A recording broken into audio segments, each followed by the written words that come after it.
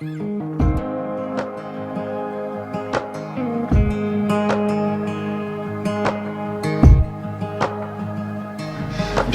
que le Seigneur vous bénisse. Et puis, c'est vraiment une grâce de vivre cette communion fraternelle. Ce qu'a dit tout à l'heure Papy, c'est là où la bénédiction de l'Éternel se déverse, dans la communion fraternelle. J'aimerais commencer par une question ce matin, comme d'habitude, vous allez me dire. Quel est le psaume le plus connu ? 23. Le psaume 23. Alors, qui est capable de le réciter par cœur ? N'ayez pas peur, levez la main. Ah, il n'y a que deux, trois personnes. Alors, je pense que vous avez eu peur de lever la main parce que vous avez pensé qu'il va nous demander de le réciter. Et c'est vrai. Mais j'ai appelé une personne hier soir et j'étais sûr de ne pas me tromper. Alors je l'ai appelé tard, j'ai fait exprès, le samedi en fin d'après-midi, mais je savais qu'il connaissait le psaume 23 par cœur. Voilà. Et donc je vais demander à Yves, t'as ton micro Yves, c'est bon ? Voilà, de nous le réciter. Je ne vais pas le lire, voilà, je suis un peu feignant, mais voilà, je sais qu'il va le réciter, on t'écoute. L'Éternel est mon berger. Je ne manquerai de rien. Il me fait reposer dans les verts pâturages. Il me dirige près des eaux paisibles. Il restaure mon âme. Il me conduit dans les chantiers de la justice à cause de son nom. Quand je marche dans la vallée de l'ombre de la mort, je ne crains aucun mal, car il est avec moi. Oui, Seigneur, tu es avec moi. Tu es avec moi chaque jour, Seigneur. Tu dresses devant moi une table en face de mes adversaires. Tu réduis ma tête et ma coupe déborde.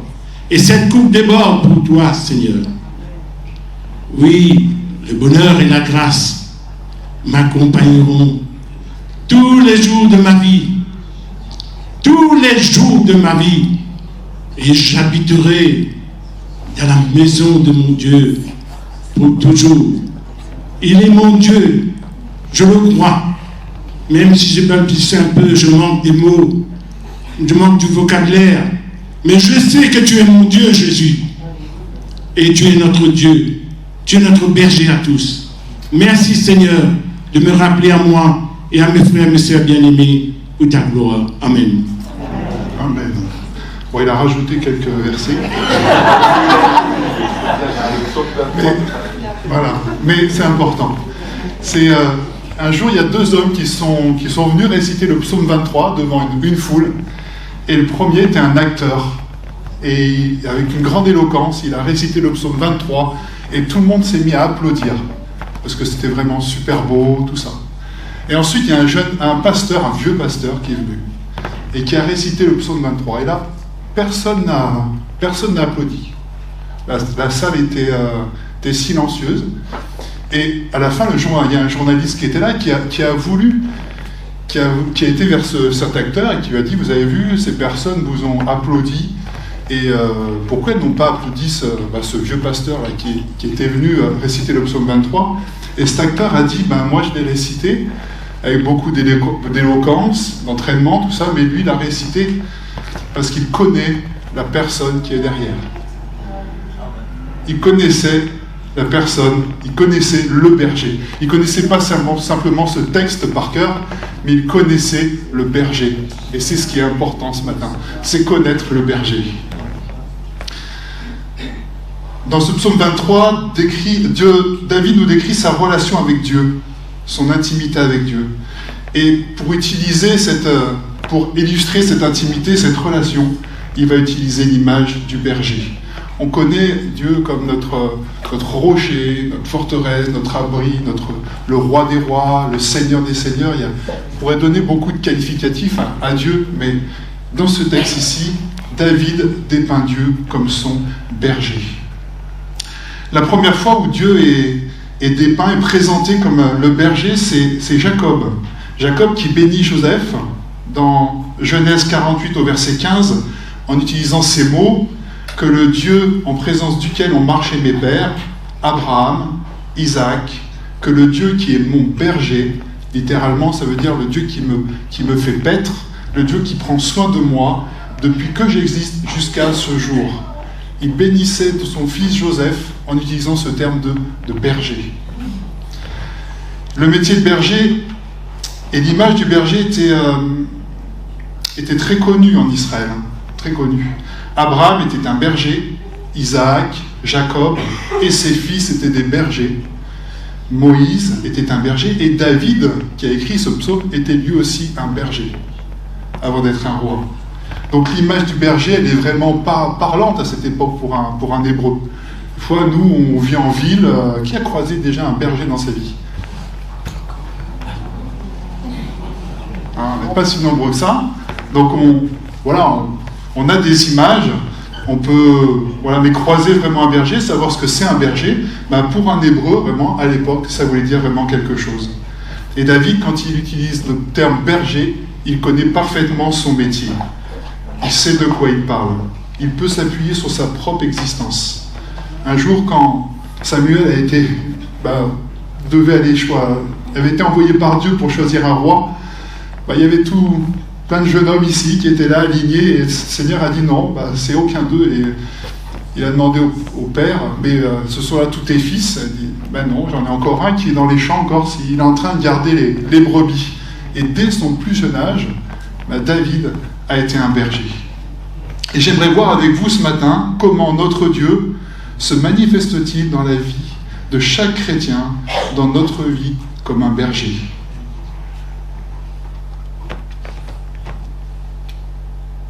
L'Éternel est mon berger. Et on va lire donc les 3 premiers versets. L'Éternel est mon berger, je ne manquerai de rien. Il me fait reposer dans de verts pâturages. Il me dirige près des eaux paisibles. Il restaure mon âme. Il me conduit dans les sentiers de la justice à cause de son nom. Amen.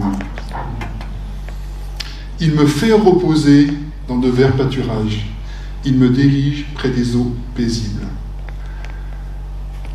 Les verts pâturages et les eaux paisibles, quoi de mieux pour une brebis, C'est la destination, la meilleure destination imaginable.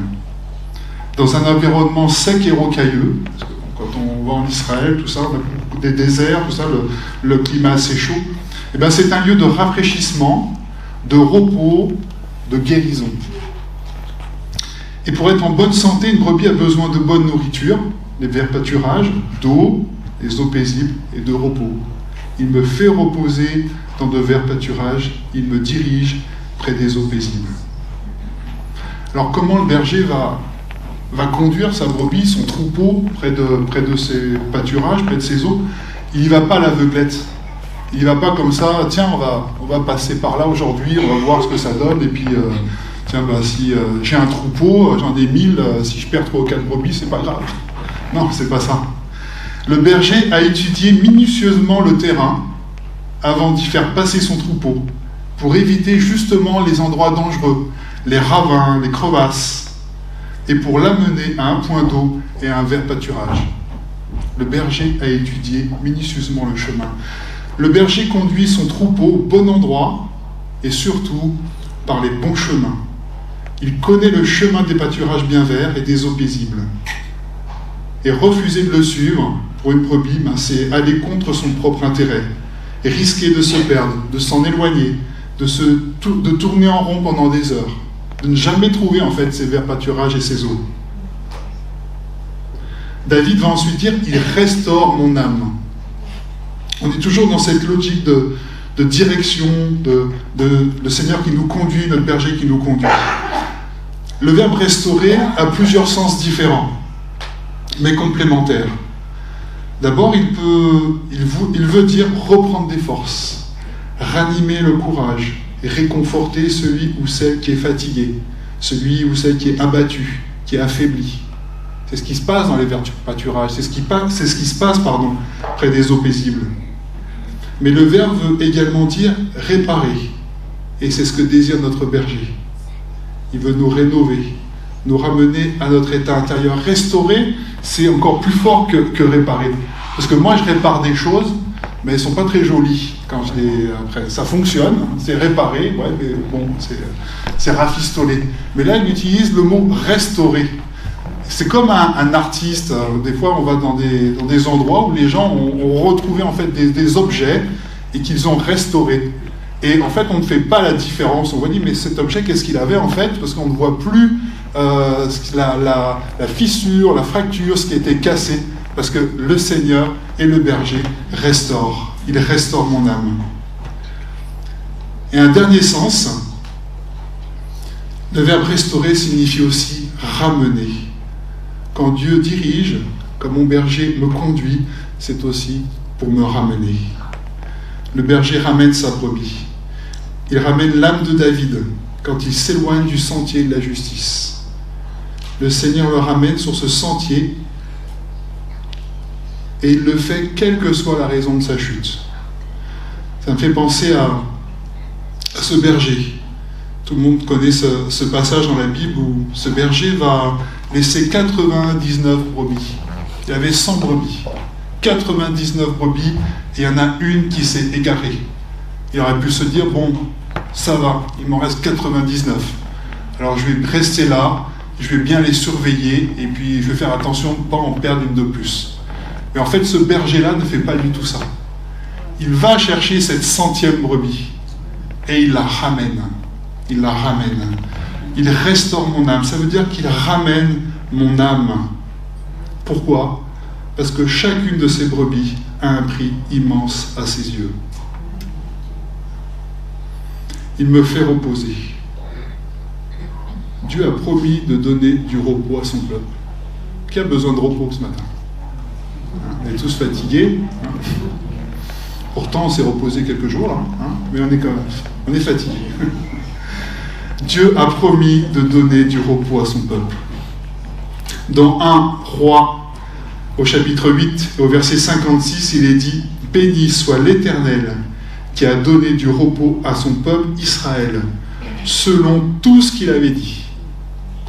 De toutes les paroles favorables qu'il avait dites par l'intermédiaire de son serviteur David, aucune parole n'est restée sans effet. Béni soit l'Éternel qui a donné du repos à son peuple. » Les verts pâturages représentent l'abondance dans laquelle sa parole nous nourrit. Elle répond aux besoins de notre âme. Le verset dit « Béni soit l'Éternel est mon berger, je ne manquerai de rien. » Avec la parole de Dieu, je ne manquerai pas d'encouragement. Avec la parole de Dieu, je ne manquerai pas de force, de paix, de consolation, d'amour. Pour ceux qui étaient là il y a 15 jours,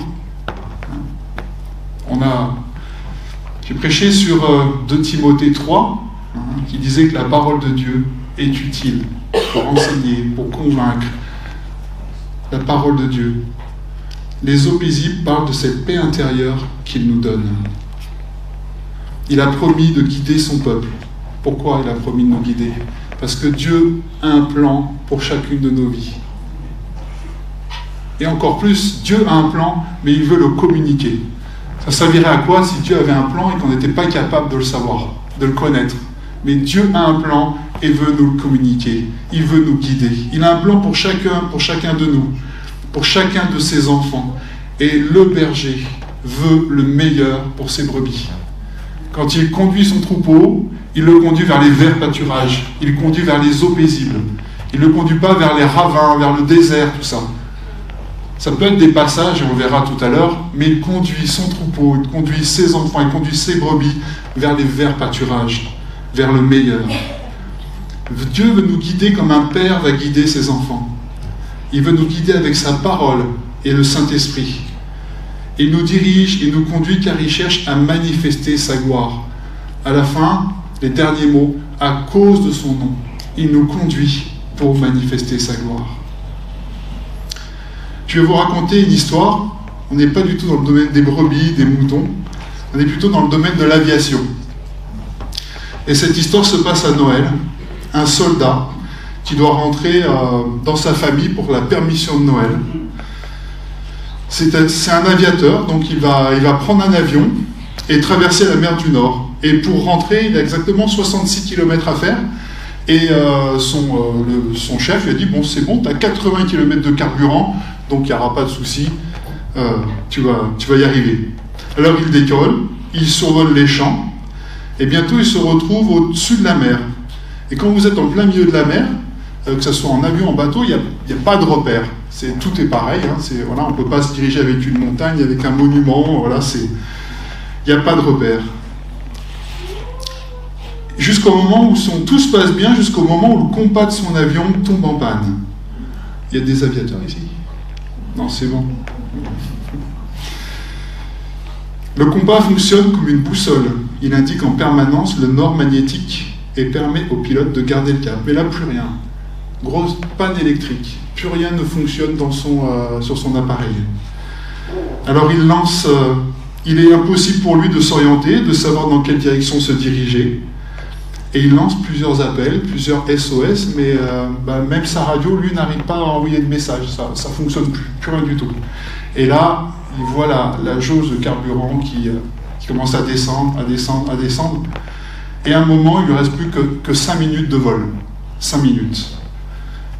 Il ne sait pas comment ça va se terminer, où il va s'écraser sur la terre, dans l'eau. Il ne sait pas, parce qu'en fait, en plus, comme de malchance, il y a un brouillard épais qui s'est levé, en fait, il ne voit rien. Il est là, dans les nuages, et il avance, et sans pouvoir s'orienter et se diriger. Alors il prie. Il demande à Dieu de venir à son aide.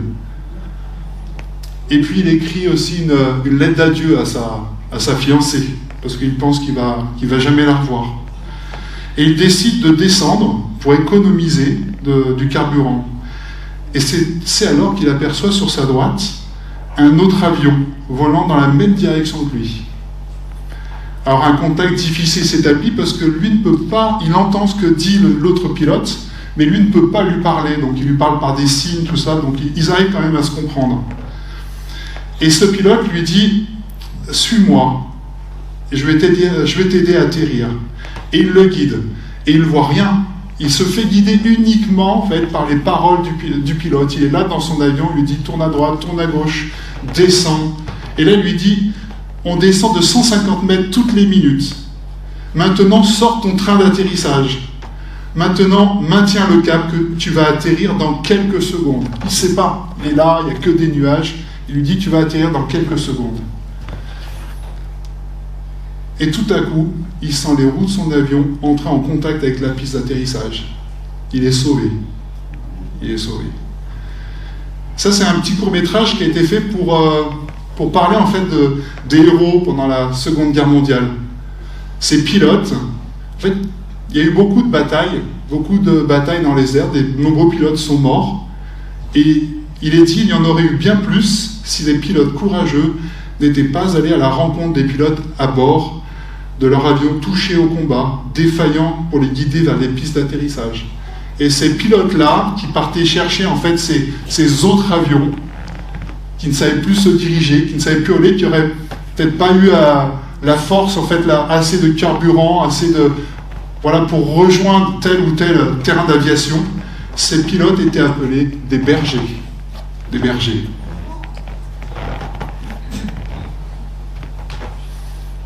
On a tous besoin d'un berger pour nous diriger. L'Éternel est mon berger, je ne manquerai de rien.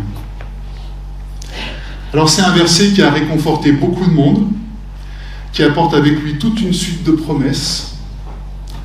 Tout ce qui découle par la suite dans ce psaume 23 découle de cette déclaration-là, l'Éternel est mon berger. C'est la condition pour bénéficier de toutes les promesses, pour ne manquer de rien. L'Éternel doit être mon berger. Est-ce qu'il est ton berger ce matin? Et s'il ne l'est pas, comment peut-il devenir mon berger?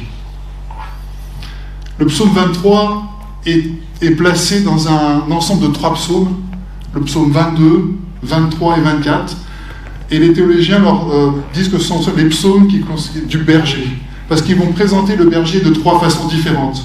Le psaume 22 va nous décrire le berger qui donne sa vie pour ses brebis.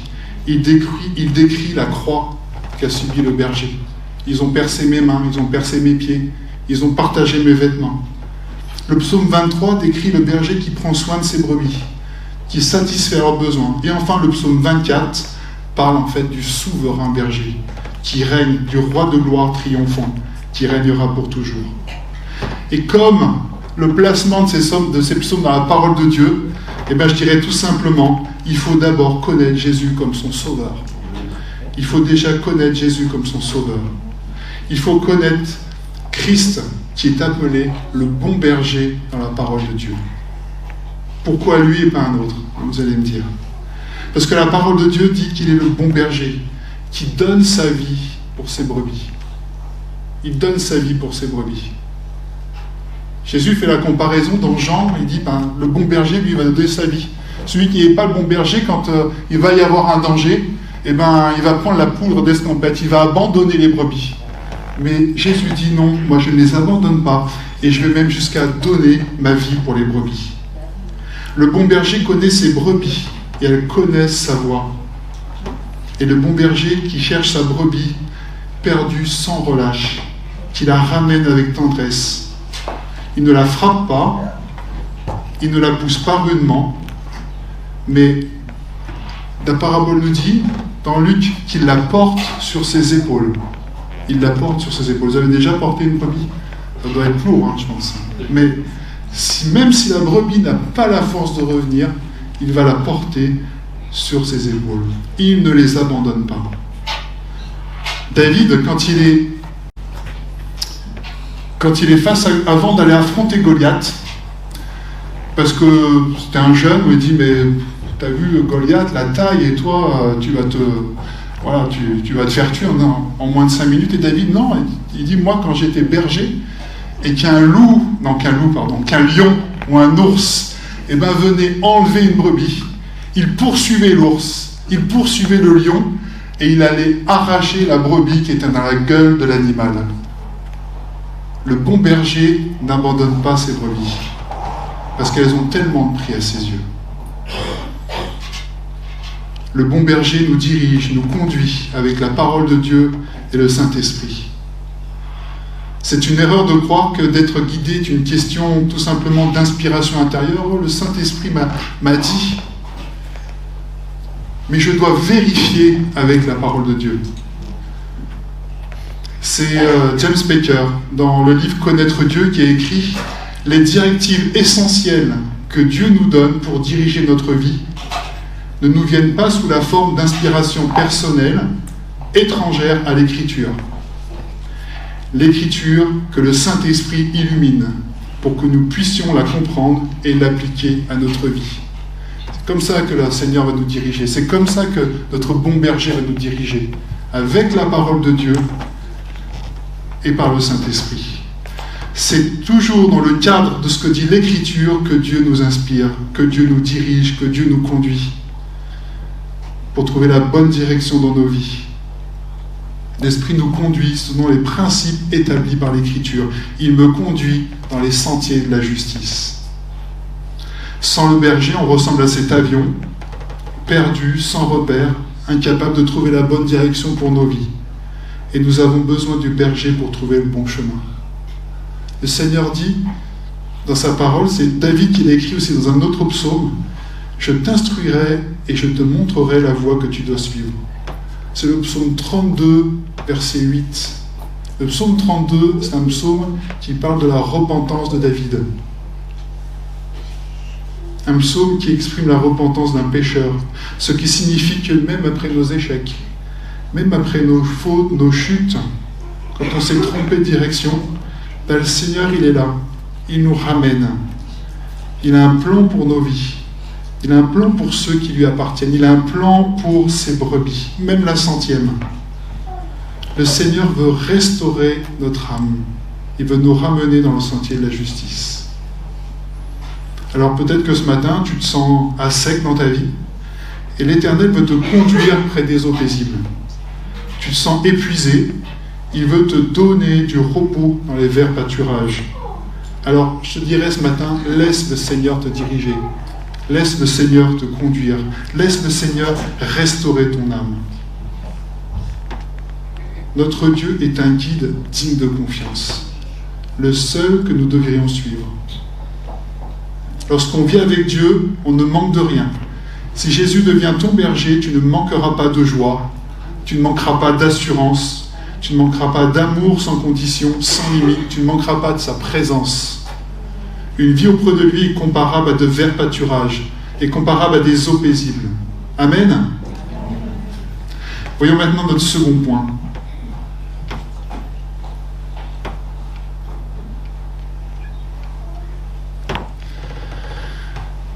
Quand je marche dans la vallée de l'ombre et de la mort, je ne crains aucun mal, car tu es avec moi.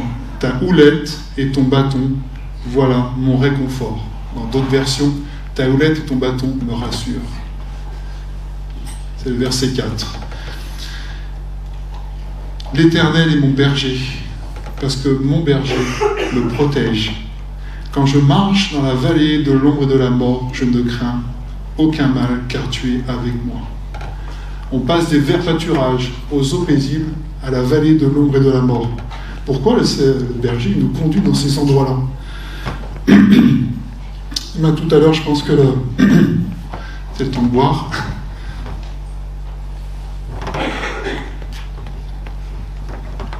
Je pense que c'est dans la continuité du don spirituel qui nous a été donné par Sibylle. Pourquoi le Seigneur y permet qu'on passe par ces moments-là? J'aimerais soulever 3 points.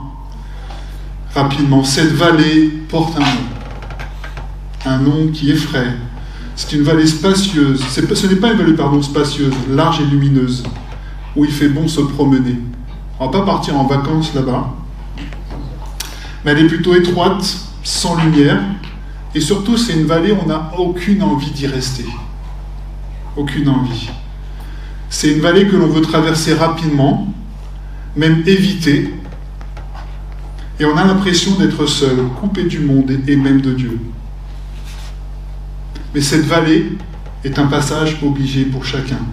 Un jour ou l'autre, nous passons tous par cette vallée profonde, solitaire et sombre. Mais quelqu'un l'a traversée avant nous. Quelqu'un l'a traversée avant nous. Et celui qui l'a traversée avant nous l'a vaincu. Il s'appelle la résurrection et la vie. Et il ne pouvait pas être arrêté par ce dernier ennemi qui s'appelle la mort. Il a vaincu la mort. Il a anéanti sa puissance. 1 Corinthiens 15 au verset 55 nous dit « Ô mort, où est ta victoire? Ô mort, où est ton aiguillon ?» La mort est désarmée. La vallée de l'ombre et de la mort est cette vallée que Jésus a traversée avant nous. Il a désarmé la mort, il l'a vaincue pour que nous puissions la traverser en sachant que nous avons le droit à la vie éternelle. Amen. Avec notre main dans la main de notre berger et en lui faisant entièrement confiance. Le deuxième point, c'est que dans cette vallée, je suis accompagné. Confier sa vie dans son berger, c'est savoir que quand l'heure de traverser cette vallée est arrivée, nous ne sommes pas seuls. Là, ce passage nous dit « Je ne crains aucun mal, car tu es avec moi. » Je ne crains pas aucun mal parce que je suis assez fort. Je ne crains pas aucun mal parce que je me suis préparé, parce que j'ai beaucoup de nourriture, parce que, voilà, je ne crains aucun mal parce que tu es avec moi. La pensée de la présence du bon berger est tellement rassurante que nous sommes en paix et tranquilles même dans ces moments angoissants, même dans ces moments difficiles, même dans ces moments d'épreuve. Nous pouvons traverser des vallées solitaires, étroites et difficiles et être accompagnés par la paix de Dieu qui nous accompagne, par la paix de notre berger. Nous sommes dans la confiance que lui peut quand on ne peut plus rien, que lui sait quand moi je ne sais plus rien, que lui est au contrôle de tout quand moi je ne contrôle plus rien. Il est avec nous. Je ne crains aucun mal, car tu es avec moi. Et puis mon troisième point, ce n'est qu'une traversée. Le berger ne nous demande pas d'habiter dans cette vallée, mais nous devons continuer à marcher, même lorsque c'est difficile. Lorsqu'on a envie de s'arrêter, c'est là qu'il ne faut pas lâcher, qu'il faut persévérer, mais faire confiance dans notre berger.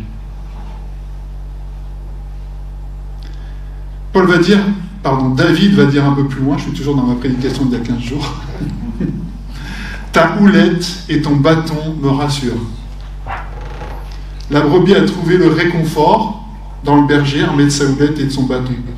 Et tant que le berger était là, ces brebis n'avaient rien à craindre. Et je voudrais vous poser la question, qu'y a-t-il de rassurant de savoir que la personne qui me guide sans cesse a sur lui un instrument pour nous châtier au moindre écart de conduite, hein, si on ne comprend pas très bien ce que veulent dire en fait cette houlette et ce bâton. Hein, on arrive vers quelqu'un et hop, il a un bâton, vous seriez rassuré, hein, un gars qui a 2 bâtons et qui vous attend. Bon, je ne m'approche pas trop. Mais on a interrogé un chrétien qui était berger et qui nous a donné en fait qui a donné l'explication, la signification de ce que voulait dire c'est la houlette et le bâton. Et il dit ceci: connaissez-vous le caractère des brebis? Ce sont des animaux peureux qui ne connaissent que la fuite face au danger. Elles fuient le danger sans retenue dès qu'il se présente. Leur instinct les pousse à se regrouper et s'ensuit un mouvement de panique généralisé. Un troupeau entier peut se précipiter dans un ravin et un bon berger va tout faire pour éviter de provoquer une telle situation. Alors à quoi servent la houlette et le bâton et qu'ont-ils de rassurant? Et il continue en disant: la houlette est un long bâton au bout recourbé qui a essentiellement 2 rôles, conduire et soigner. La houlette, c'est un long bâton avec un bout qui est incurvé, en forme de arrondi. Et en fait, le berger va se saisir de sa houlette, et quand une brebis s'éloigne, il prend une motte de terre, ou il prend un caillou, et avec adresse, il va lancer en fait, cette motte de terre ou ce caillou dans une direction, pour en fait ramener la brebis en direction du troupeau. Quand une brebis est malade aussi, ou blessée, la houlette permet de crocheter la jambe arrière et d'attraper l'animal sans créer de mouvement de panique, afin de l'immobiliser et de soigner la brebis. Le bon berger n'aura aucun mouvement brusque, ne manifestera pas de violence à l'égard du troupeau, mais plutôt des gestes mesurés et rassurants. La houlette sert à diriger et à soigner. Et le bâton, quant à lui, sert à défendre le troupeau. La plupart du temps, le berger est debout, il est sur un point haut, si possible, et il veille sur le troupeau. Il guette tout signe de danger extérieur. Il surveille l'arrivée et l'approche des prédateurs, des voleurs. Et le berger est toujours en veille jusqu'à ce que le troupeau soit à l'abri dans l'enclos. Et à l'époque, l'enclos, ça peut être représenté soit par une grotte, soit par un endroit fermé. Et le berger, en fait, une fois qu'il avait mis son troupeau dans l'enclos, dormait devant l'entrée de l'enclos. La houlette et le bâton servent également à compter les brebis. Le soir, quand le berger s'est déplacé avec son troupeau, on arrive à l'enclos et il utilise ces deux instruments pour compter, pour repérer la brebis qui est fatiguée, la brebis qui a besoin de soins. Et il assure la protection contre les éléments extérieurs, et il assure des soins contre les bobos de la route aussi, contre le trajet de la journée, grâce à sa houlette et son bâton.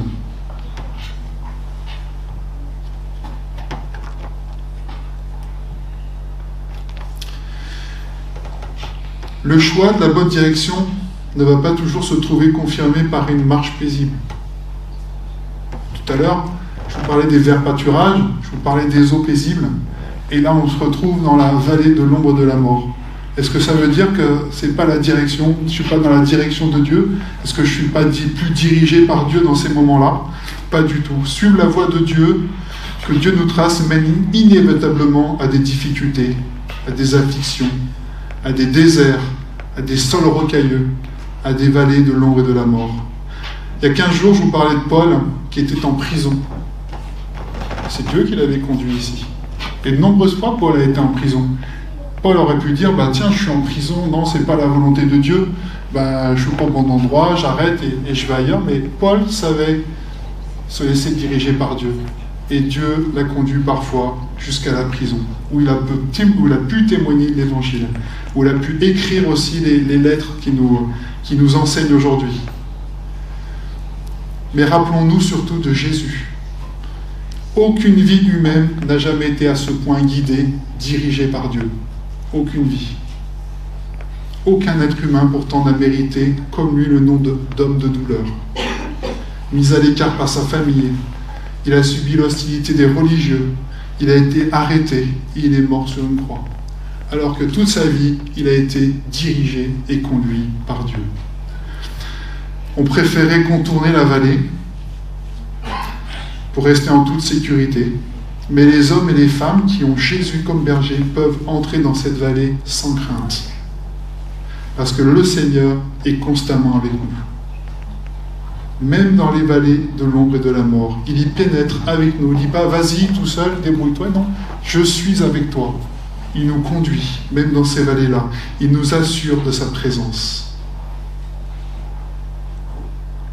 Nous avons un berger qui ne peut pas être terrassé par un adversaire, qui ne n'abandonnera jamais son troupeau au premier signe de danger. Notre berger est armé d'une force omnipotente.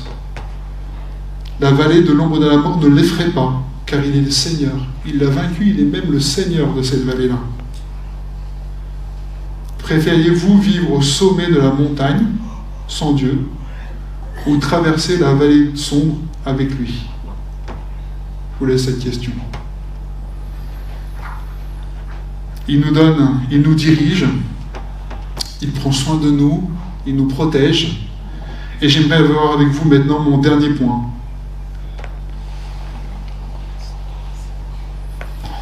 Tu dresses devant moi une table en face de mes adversaires. Tu oins d'huile ma tête et ma coupe déborde. Oui, le bonheur et la grâce m'accompagneront tous les jours de ma vie, et j'habiterai dans la maison de l'Éternel jusqu'à la fin de mes jours. Amen. Et mon dernier point est celui-là, mon bon berger ne m'abandonnera jamais. C'est un psaume probablement écrit pendant une des périodes les plus sombres de David. On dit qu'il a été écrit face à l'hostilité du roi Saül, quand Saül cherchait à le tuer et que David en fait devait fuir, devait se cacher de grotte en grotte, voilà, de se déplacer, mais vivre constamment caché. Et ce psaume, qui est un psaume de confiance, mais pourtant où il est fait référence à la vallée de l'ombre de la mort, on parle d'ennemis aussi, mais c'est le psaume où David va exprimer toute sa confiance en Dieu, sa confiance totale. Car même dans ces situations, son berger continue à le bénir. Dans ces derniers versets, on voit une évolution. David est invité dans la maison de Dieu. Et il dit, tu dresses devant moi une table. Littéralement, ça veut dire, tu prépares un banquet. Et il ne le fait pas n'importe où, il dit, devant mes ennemis. Et qu'est-ce que ça veut dire? Ça veut dire que rien ne peut empêcher Dieu de nous bénir. Rien ne peut empêcher Dieu de nous bénir, de pourvoir à nos besoins, d'accomplir tout ce qu'il a promis pour nous. Même pas la présence de nos adversaires, même pas la présence de nos ennemis. Les ennemis sont spectateurs de la bénédiction de Dieu. Même quand le danger et la pression sont là, Dieu bénit. Dieu nous invite à sa table, à venir dans sa présence. La table représente aussi la communion avec lui. Dieu nous invite dans la communion avec lui parce que c'est le lieu de la bénédiction. Tu oins d'huile ma tête. Dans le Proche-Orient, c'est une coutume qui voulait que l'on verse de l'huile parfumée sur un invité et que celui-ci soit protégé à n'importe quel prix. Tu oins d'huile ma tête. Cette onction représente le Saint-Esprit. C'est la promesse de l'Esprit pour nos vies. Dieu nous a oint d'huile. Dieu nous a donné son esprit. Il est même dit dans le Nouveau Testament, c'est le sceau de Dieu sur nos vies. Et pour ceux qui connaissent un peu, qui ont des bergers, ils ont des marques. Les brebis sont marquées. Et bien c'est notre marque que nous appartenons au bon berger. Tu oins d'huile ma tête, tu me bénis et tu me protèges.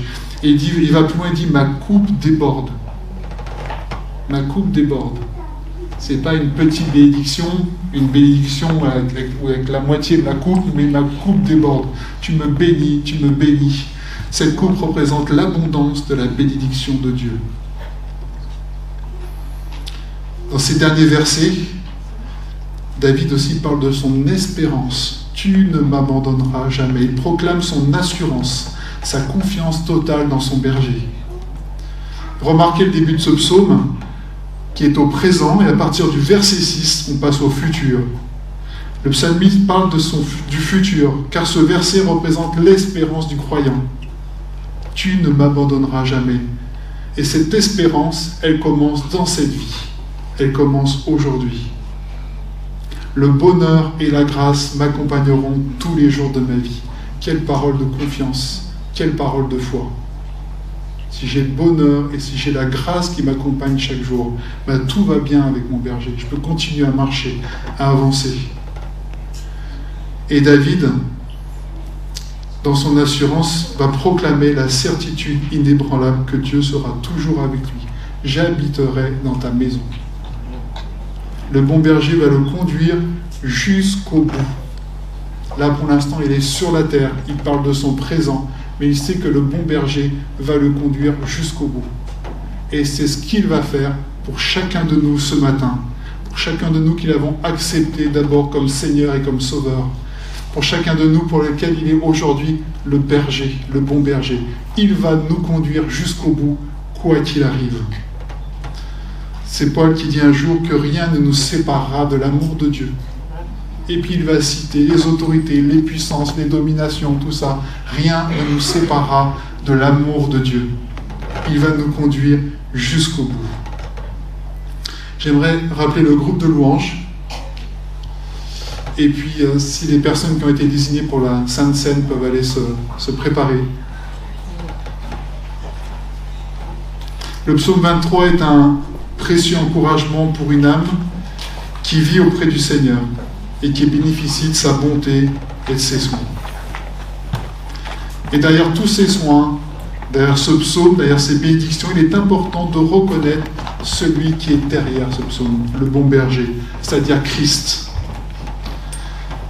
Et je crois que beaucoup d'entre nous peuvent témoigner de la fidélité du berger qui nous a gardés jusqu'à ce jour, qui nous a encouragés, qui nous a accompagnés, qui est venu nous chercher même quand nous étions perdus, qui a pourvu à tous nos besoins, qui vient nous ramener avec sa houlette quand on prend la mauvaise direction pour nous ramener dans le sentier de la justice. Mon bon berger, c'est celui qui s'occupe de moi.